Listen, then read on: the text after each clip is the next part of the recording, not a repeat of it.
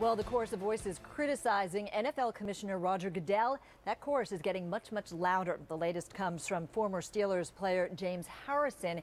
He was fined by Goodell during his playing days. On Twitter, he wrote, "Okay, at NFL Commish Roger Goodell. So let's just say you didn't know. So at best, it's negligence. What fine, suspension, penalty would you make up for that?" Goodell says he did not know Ray Rice hit his wife during an argument in Atlantic City. However, several reports say Rice himself told Goodell in a private meeting in June. AP is reporting that the videotape of Rice hitting his now wife was sent to the NFL 5 months ago. Andy Scholes looks at the controversy surrounding the NFL commissioner. Here's the running back. The Baltimore Ravens taking the field for the first time since their teammate Ray Rice was let go amidst a domestic violence controversy. In a new report, 4 sources tell ESPN that Rice met with NFL Commissioner Roger Goodell back in June, admitting he punched his then-fiancée Janae Palmer in a casino elevator months before TMZ posted the surveillance video. On Tuesday, Goodell told CBS News that Rice's account of what happened was ambiguous compared to what the video showed. But what was ambiguous about her laying unconscious on the floor, being dragged out by her feet? There was nothing ambiguous about that. That was the result that we saw. We did not know what led up to that. The number of current and former players calling for Goodell to be held accountable is growing by the day. Roger Goodell failed to act, plain and simple. He failed to act, there should be consequences.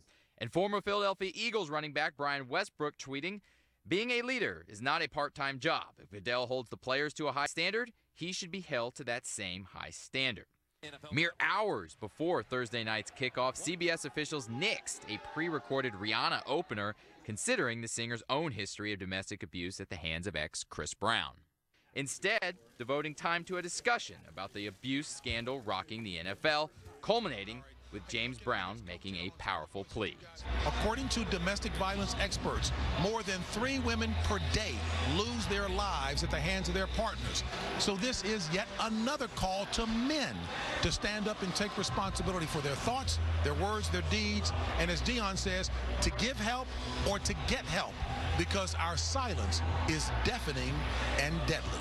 After defeating the Steelers, the Ravens voiced their support for their ex-teammate. He's always been unbelievable in the community here, and people have really grown to love him, and they support him, as do we. We acknowledge the mistake he made. Ray is still a great guy. You know, he made a mistake. You take away those 2 minutes of his life, and you look at a model citizen, a model man. Fans also showing loyalty to Rice by wearing his jersey. I stick behind Ray Rice 100%. And I will rock this jersey every day until he is back on that field. This is a situation that is between his wife and himself, and I feel that everybody should leave them alone and let them deal with the situation. And that was Andy Scholes for us. And Andy tells us that he was really shocked to see how many female Ravens fans were actually wearing Ray Rice jerseys at the game this week, and that people Andy talked to were more upset at the NFL and Roger Goodell than they actually were with Ray Rice. So let's bring in our legal team, criminal defense attorney Tanya Miller in for Avery Friedman, and Richard Herman, a New York criminal defense attorney and law professor. He is in Las Vegas. Tanya, you look at the commissioner's reaction, and he says, well, we only saw her being dragged out of the elevator. That's the part we saw. But why didn't he say anything about the fact Ray Rice didn't even lean down to help his wife? Shouldn't that be the base minimum? If you accidentally hit somebody, don't you actually try to find out, are you okay? Look, I think Goodell has problems, and the biggest problem that he's going to have here is that there are law enforcement officers who say that they provided this full video to the NFL months before it was released by TMZ. Goodell presumably had that video, or someone in his office had that video, if you believe the report of law enforcement. Now, if that is true, and if that turns out to be true, and it's being investigated now by Robert Mueller, former head of the FBI, who's conducting an independent investigation into that, if that's true, then we have a problem with Goodell potentially covering this up, potentially misleading other team owners and players and the public. So Goodell's going to have a bigger problem than his opinion of whether or not Rice should have helped his wife up after she was laying face down on the floor of a casino if he lied to everybody about what he knew and when he knew it. And, you know, Richard, it's fascinating to me. I really get the sense that the key players, the stars who bring in a lot of money, the stars who bring the fans, they are enabled by a lot of the people around them. Arguably, Goodell enabled Rice by not calling him to account quickly and decisively right at the beginning. He could have gotten ahead of this. He did not. Why not? Look, he did not. But there's two things going on here. Let's just not mistake, because people in Baltimore have lost their mind, okay? He almost killed this woman. He didn't just smack her. He didn't just push her. He knocked her out cold, dragged her, threw her head down on the ground. He almost killed her, whether she wanted to press charges or not. In New York, my client's sitting in prison right now off that video, okay?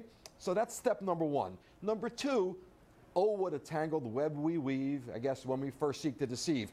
The NFL, Roger Goodell, I think he's in big trouble right now. It's clear TMZ sent that video to the NFL 4 or 5 months ago. And for Roger Goodell to say, listen, it wasn't tested because I had asked for it from law enforcement and they refused to give it to me, but he did see the video.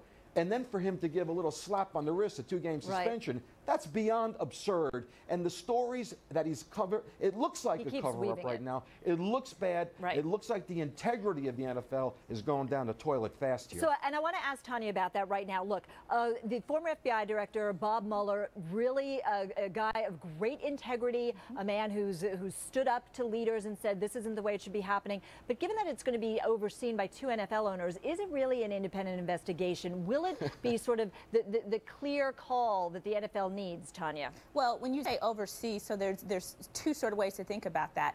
First of all, there's sort of your point of contact. The 2 NFL owners, team owners that are the point of contact for Mueller and his team does not mean that they're going to supervise him. It's not mean they're going to dictate to him what he can ask and what he can see. They are just there to facilitate his investigation. And I just do not believe, without any other evidence, that Mueller would allow someone to contaminate his investigation. He is a man with a high reputation, and I just don't see that happening. Yeah, knowing what I know. Very quickly, as we wrap, thumbs up, thumbs down, does Goodell survive? Thumbs up, thumbs down. Don't say anything. I think the Goodell's gone. Okay. Jury's split. All right. Thanks so much, Tanya and Richard. We appreciate it.